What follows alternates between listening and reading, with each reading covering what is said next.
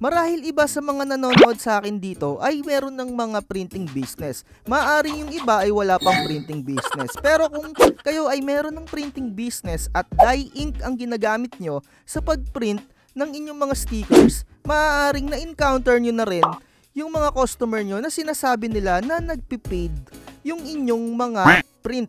So, etong video na to, panoorin nyo kung paano mag-convert from dye ink into pigment ink para hindi na kayo magkaroon ng bad feedback.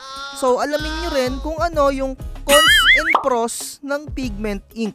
Kung ang mga printer nyo na ginagamit ay dye ink, halimbawa ay Epson 121, Epson 3210, Epson 3110, 3250 at 5190 or 5290 or iba pa na mga Epson brands na dye ink ang ginagamit nyo na gusto nyong i-convert sa pigment ink, ang gagawin nyo lang naman ay walang iba kundi i-drain nyo lang ng maigi yung mga natitirang ink dyan. So wala na kayong ibang gagawin, baklasin nyo at i-drain, tanggalin nyo yung damper dun sa pagkakakabit dito sa printer head nya, tapos gumamit kayo ng syringe. Ayan, higupan nyo lang ng higupan hanggang maubos yung natitira nyong dye ink. Yung mga tinanggal nyo na dye ink, pwede nyo pang gamitin yan kung gusto nyo sa inyong mga dye ink printers din. So, wag nyong ihahalo yan sa pigment ink. Kung ako sa inyo, itapon nyo na lang din yung mga na-drain nyo na dye ink. Marahil karamihan sa atin or sa mga baguhan talaga, nagtataka at hindi nila alam kung paano ba talaga yung kino-convert. May binibili pa bang ibang materials? May kinakabit pa bang ibang materials? Ayan yung medyo nakaka-confuse. Kaya yung mga newbie ay nauuto na bumili ng mahal na mga printers na pag binili mo talaga ng original price ay 5,000 lang. At kaya sobrang pinagsasamantalahan yung mga newbie kasi wala silang mga alam. This is business! Ang gusto namin mga viewers ay yung mga wala talagang alam sa printing.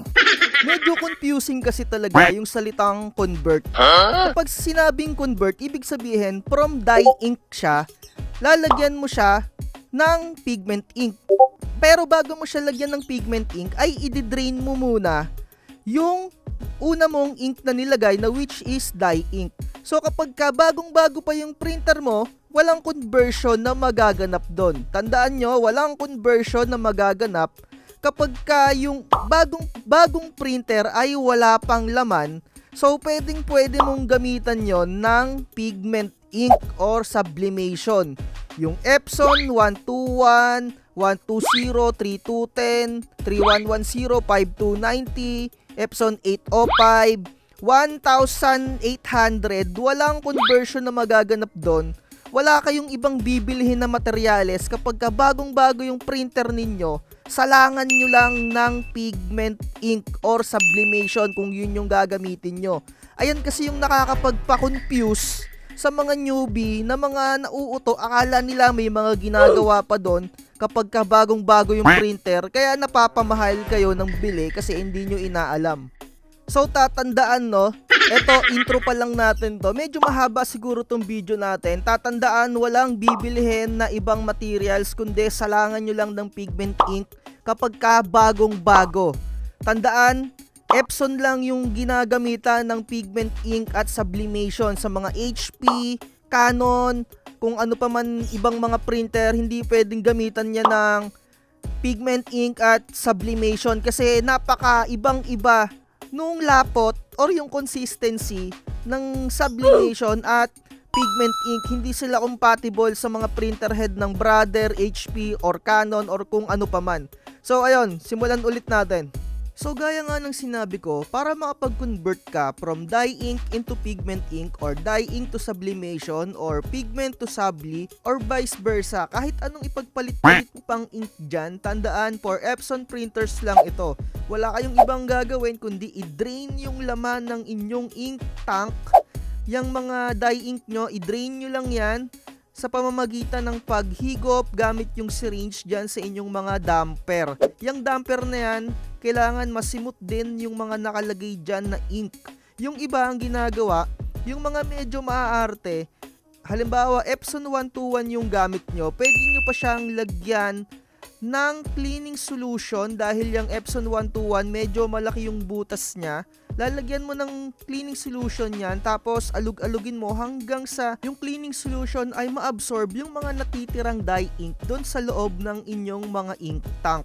Tapos nun, pwede nyo na siyang pasukan ng bulak or kailangan i-drain nyo rin yung cleaning solution na nilagay nyo doon sa inyong mga ink tank. Tandaan, ink tank lang, kailangan ma-drain nyo din yung inilagay nyo doon na cleaning solution.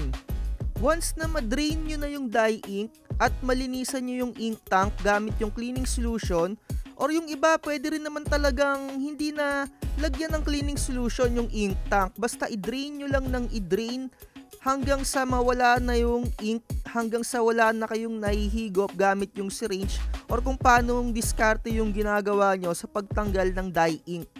Tapos nyan, pwede na kayong maglagay ng pigment ink. Pero wag muna kayong magpiprint dahil may mga natitira pa dyan na dye ink dun sa inyong mga hose. Kailangan yung mag-ink flash ng mag-ink flash. Siguro 2 beses, tapos mag-head clean na kayo. Mag-head clean kayo ng mga 3 beses, tapos mag-print kayo ng mag-print. So tandaan, after yung salina ng pigment ink, yung inyong dating naka-dye ink, pagkatapos nyong i-drain, pagkatapos nyong linisan, kailangan nyo mag-ink flash 2 times and then mag-head clean kayo ng mga 3 beses, tapos mag-print na kayo ng mag-print. So ayun lang, ganun lang kadali mag-convert ng dye ink into pigment ink, or kung ano man yung ipagpapalit-palit nyo dyan. Comment down below sa mga ganitong diskarte rin yung ginagawa. Ganito, no? Kanya-kanya naman tayo mga diskarte. Ako nga ang ginagawa ko, binababadan ko pa ng tissue, yung basang tissue na nilagyan ng cleaning solution, yung printer head, kagaya na itong nakikita nyo ng ganyan. Nililinis ko muna yung printer head nya. Ayan, isa yan sa mga ginagawa ko, no? So, sana natutunan nyo itong video na to kung paano mag-convert ng pigment ink from dye ink, no? So, ayun lang, like, share, and subscribe. Tandaan, huwag magpapabudol sa mga overpriced printing channel. Bye-bye. Bakit ang gahaman mo? Gusto mo sa'yo lahat na nakikita. Napakadorobo mo. Sa lahat ng kwento ikaw ang bida. Napakahirap mo na makontento. Lahat ng porsyento sinadya mo na masolo. Bakit ka ba ganito? Mamigay ka naman. Ugali nagkahaman, hirap maunawaan. Gusto niya, kanya ang lahat ng kayamanan. Walang sasantuhin, basta lahat makamit. Ganyan ang pagkatao ng tunay na ganid. Ayaw na malamangan kung ano lang ang laman ng bulsa. Gusto niya sa kanya